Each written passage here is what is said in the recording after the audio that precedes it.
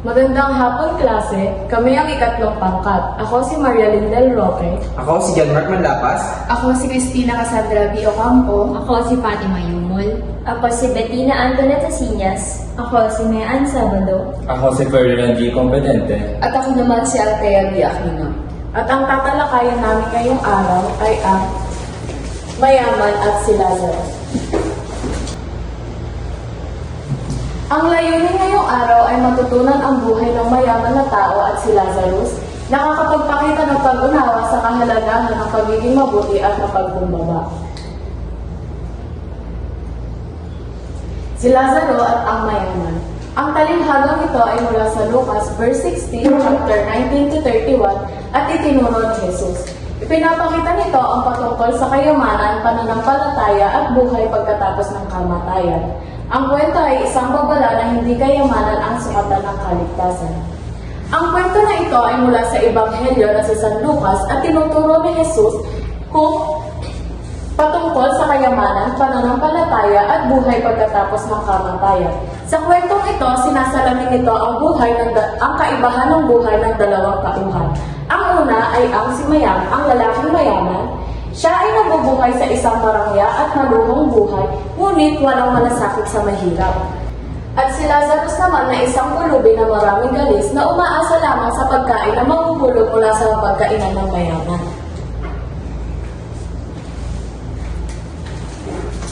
Tumungo naman tayo sa pagtuturo ni Jesus at ang pananaw ng mga Pariseo. Itinuro ni Jesus na hindi dapat umasa sa yaman kundi sa pagtupad ng kalooban ng Diyos. Si Jesus ay nagturo sa mga Pariseo at ang mahalagang aral na ang yaman o material na bagay hindi dapat maging sentro ng buhay ng mga tao at dapat itong nakatuon sa pagsunod sa kalooban ng Diyos. Alam naman natin na mayroong 10 utos ang Diyos at una na rito ay ang huwag kang sumamba ng ibang Diyos maliban sa akin. Una sa kalooban ng Diyos na huwag sambahin ang sinuman at anumang bagay maliban sa Kanya. Ngunit ang mga Pariseo ay naging bulag at sa pagpapala o kayamanan na nakakamit nila sa Diyos. Sa pangalawa naman ay ang Pariseo ay naniniwala ang kayamanan ay tanda ng pagpapala habang ang kahirapan ay sumpa. Noong panahon ni Jesus, ang mga Pariseo ay ang mga nagsisilbing leader ng kabanalan. Nalaman ni Jesus na ang mga Pariseo ay ginagawang basehan ang kanilang kayamanan at pagpapalang binibigay sa kanila ng Diyos bilang isang bagay na pinagtutuunan o pinanggagalingan ng anumang kasamaan na nagsisilbing dahilan ng kanilang pagkawatak-watak o pagkahiwalay ng mahiyaman sa mga mahihirap. At ang pangatlo ay ang binago ni Jesus ang pananaw na ito sa pamamagitan ng talinhaga upang itubig ang kanilang maling paniniwala. Si Jesus ay gumagamit ng iba't ibang talinhaga o kwento sa kanyang pagtuturo at isa ang ginamit niya sa Lucas, verse 16, chapter 19 to 31. At hindi pa doon natatapos, ginamit din niya ang Lucas, verse 16, chapter 14 and 15 na nagsasabi, at ang mga Pariseo na pawang maibigin sa salapi ay nangangakinig sa lahat ng mga bagay na ito at siya'y tinutuyan nila. Sinundan ito ng Lucas chapter 16 verse 15 at sinabi niya sa kanila, kayo ang maaaring ganap sa inyong sarili sa paningin ng mga tao, datapwat nakikilala ng Diyos ang inyong mga puso, sapagkat ang dinadakila ng mga tao ay kasuklam-suklam sa paningin ng Diyos. Sa kabuuan, ang pag-aaral ni Jesus ay nagbigay diin sa mga mayayaman at kahirapan na hindi sukatan ang espiritual na kaligayahan ng isang tao at mas hihigit ang kanilang mga kagustuhan kaysa sa kaloob ng Diyos.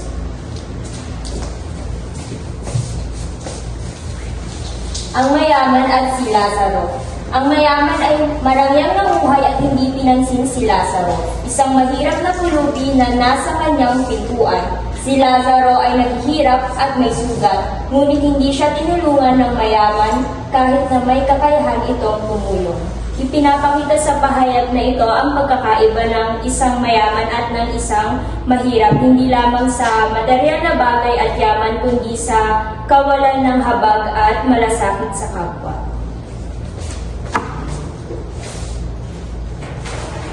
Ngayon, dumako na tayo sa kamatayan ng dalawa.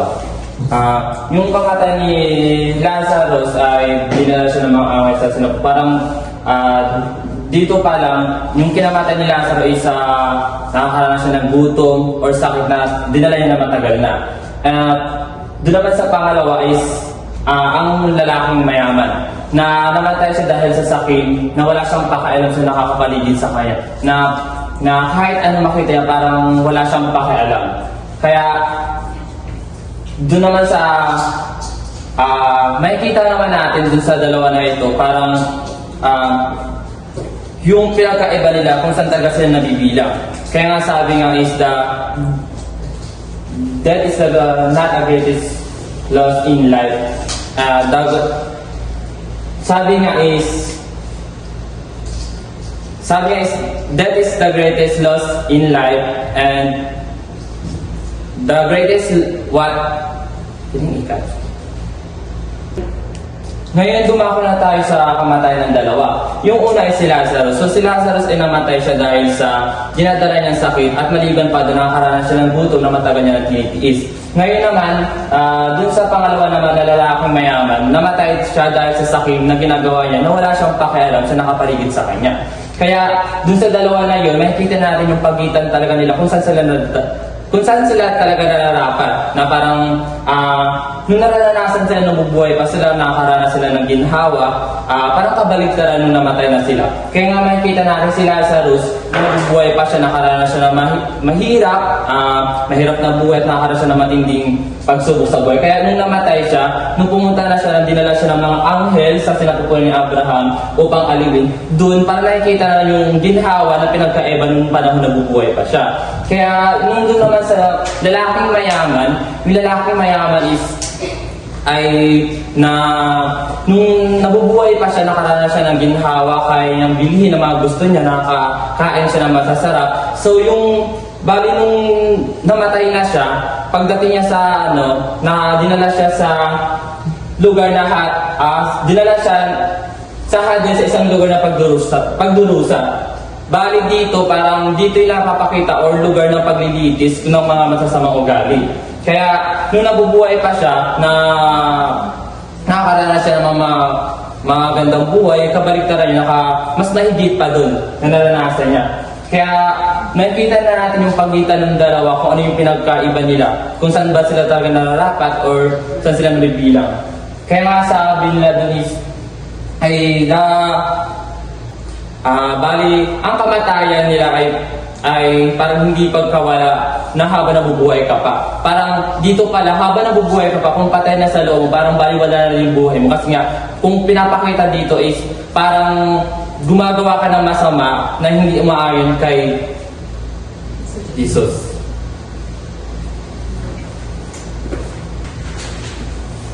Ang hiling ng mayaman. Hiniling ng mayaman kay Abraham na bigyan siya ni Lazaro ng kahit kaunting tubig upang mapawi ang kanyang paghihirap. Dito sa hiling ng mayaman, makikita natin na ang kayamanan o karangyaan na mayroon tayo habang tayo ay nabubuhay ay hindi natin mabibitbit sa kamatayan. Kaya ang sabi dito, tinanggihan nito ni Abraham at sinabi na tanggap na ng mayaman ang kanyang gantimpala sa lupa, samantalang si Lazaro ay inaayaw ngayon. Gaya nga ng sabi nila kanina, ang mayaman, yung mayaman is meron siya ng lahat, meron siya lahat na ginhawa sa buhay. Tapos si Lazaro, siya yung mahirap, siya yung humihingi ng tulong dun sa mayaman na yun. Ngunit yung mayaman na yun, hindi man lang siya nagdalawang isip na tulungan si Lazaro. Kaya ngayon na sila'y parehong namatay. Kumbaga pinagbaliktad yung sitwasyon ng buhay nila. At ngayon, yung mayaman na humihingi ng tulong kay Abraham.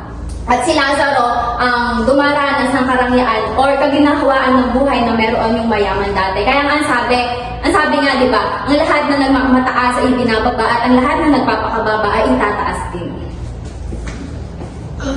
Ngayon naman dumako tayo sa ang malaking bangin. May isang malaking bangin sa pagitan ng langit at Hades na hindi maaaring tawirin. So, kung saan nakalugar yung Hades, meron daw isang malaking bangin na napagitan na hindi maaaring tawirin. So, ang sino mang napunta sa dako ng parusa ay hindi maaaring lumipat sa langit.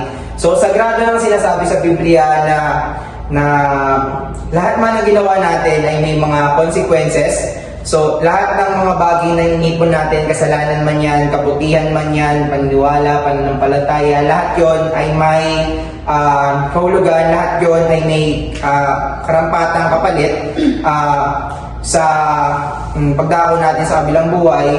Kung tayo ay nag-ipon ng kasalanan, kung tayo ay hindi naniwala, kung tayo hindi nanampalataya, kung hindi natin inamin yung kasalanan natin, kung hindi natin binigyan ng knowledge yung ginawa ng Panginoon sa buhay natin, isa lang na may pagpupuntahan natin kung hindi sa ilalim. Ano ba ilalim? Yan yung impyerno na tinatawag, kung saan diyan napunta yung mayaman. Dahil yung mayaman, hindi siya nag-ipon or nag-imbak ng kayamanan sa langit, bagkus nag-imbak siya ng kayamanan doon sa lupa, kung saan siya naninirahan, kung saan siya gumagawa ng karangyaan, kung saan siya layaw dito, layaw doon, libot, gala, party, kung nag-excess may party, kain ng marami, yan, pleasure sa katawan, yan.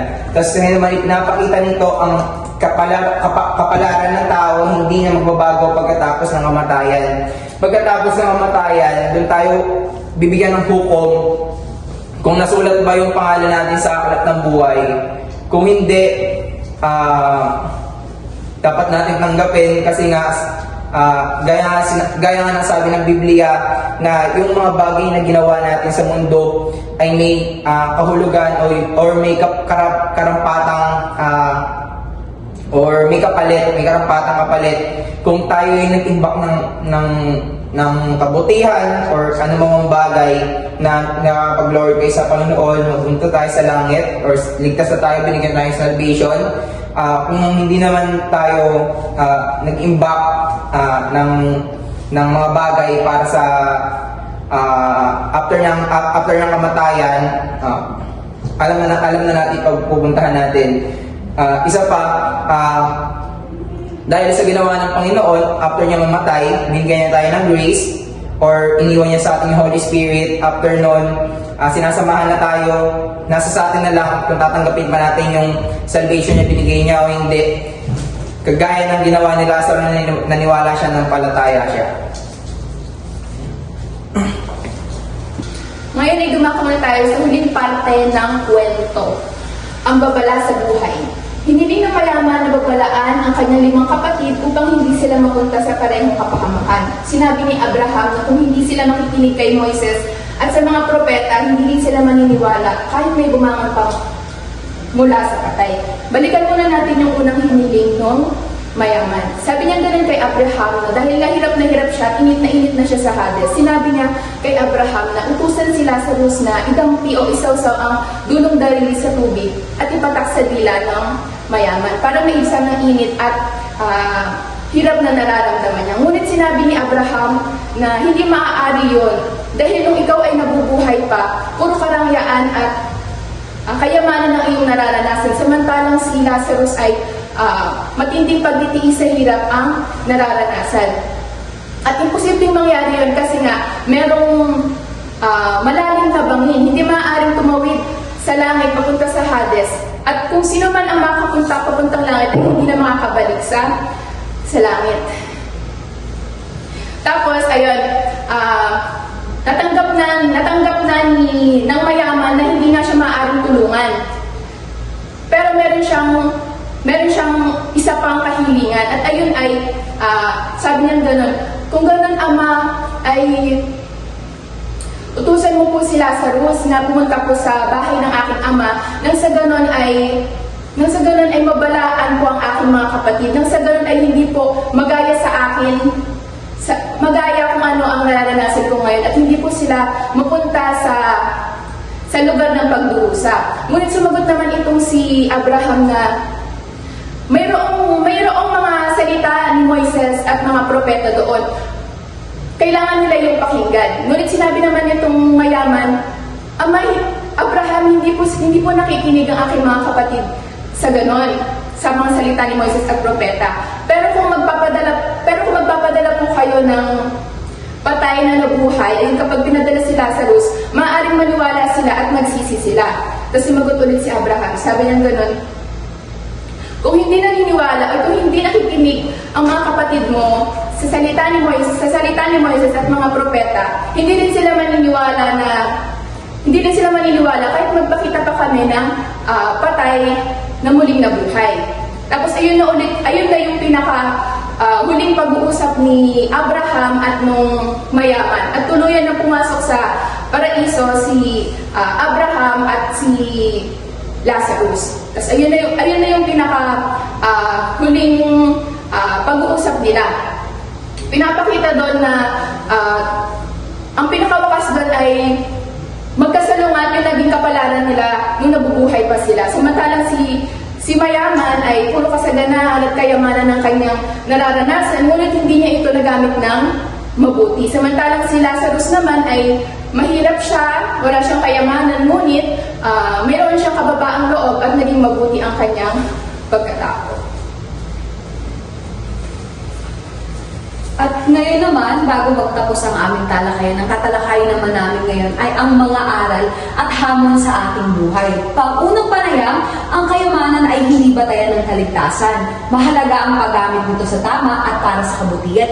Gaya nga na nabanggit kanina, gaya na lang example na lang, o halimbawa na lang si Lazarus at ang mayaman. Kumbaga ang mayaman ay naging sakim siya sa kayamanan na mayroon siya, sa kayamanan na tinatamasa niya. Ngunit si Lazarus na nanatiling mapagpakumbaba, kung saan gaya nga nang nasabi, hindi naman batayan yun kung maliligtas ka ba sa araw ng paghukom. Kumbaga, dapat ngayon pa lang na may kakayahan ka na magbigay ng tulong sa kapwa na nangangailangan, dapat ngayon pa lang ipamalas mo na yun, sapagkat pagdating ng araw ng paghukom o pagdating ng araw na namayapa ka na, hindi mo na magagawa yung mga bagay na yun. At sa ikalawa naman, nasabi rito, maging mabuting katiwala ng biyaya ng Diyos at matutong magbahagi sa nangangailangan. Gaya nga na nabanggit ko kanina, sabi dito, kailangan maging huwarang tayo sa pagtulong sa ibang tao at dapat yung mga biyaya na nanggagaling sa Diyos ay nagagamit natin sa tama, sapagkat may mga tao na nagiging sakim sa kayamanan o sa karangyaan ng buhay kung saan nakakalimutan na nila na sa Diyos nga pala nanggaling. Kung kaya naman dapat ibahagi rin nila sa mga iba pang nangangailangan. At sa ikatlo naman na bahagi, ang pananampalataya at mabuting gawa ang dapat bigyang halaga. Gaya nga na nasabi kanina, hindi naman mahalaga kung mapera ka ngayon. Hindi mahalaga kung marami kang kayang gawin ngayon. Ang mahalaga ay yung mapanatili mo yung kaugnayan mo sa Diyos, mapaglabong mo kung anong pananampalataya meron ka. Sapagkat pagdating ng panahon, yun at yun ang kakailanganin mo sa gayon, maligtas mong kaluluwa mo at maligtas ka rin. At bilang panghuli, huwag umasa sa panandali ang yaman. Paghandaan ng buhay na walang hanggan. Gaya nga nang sinabi ko kanina, ngayon maaaring masaya ka, maaaring nagagawa mo lahat ng nais mong gawin, pero darating ang panahon kapag namayapa ka na, baka pagsisihan natin kung hindi natin gagawin o iuukol sa tamang mga bagay yung mga pwede natin gawin. Halimbawa na lang sa kayamanan natin. Sumandal tayo sa kayamanan natin na mayaman tayo. Kaya natin bilhin si ganito, kaya natin bilhin yung mga ganyan. Ngunit pagdating ng panahon, pagdating ng kailangan na natin ng kaligtasan, hindi naman kayang bilhin yun ng pera. At kaya nga nasabi, sa buhay na walang hanggan, dyan wala ng pagduha, wala ng lungkot, wala ng tagutom. Kumbaga, puro kasiyahan na lang. Kung kaya dapat yun yung pagtsagaan natin na ipundar sa sarili natin, yun yung pagtsagaan natin na makamtan. Sapagkat pagdating ng panahon, lahat ng yaman sa mundo mawawala at ang tanging matitira na lang yung pagmamahal at pananampalataya natin sa Diyos. At doon nagtatapos ang ikahuling bahagi ng aming talakayan. Salamat sa pakikinig.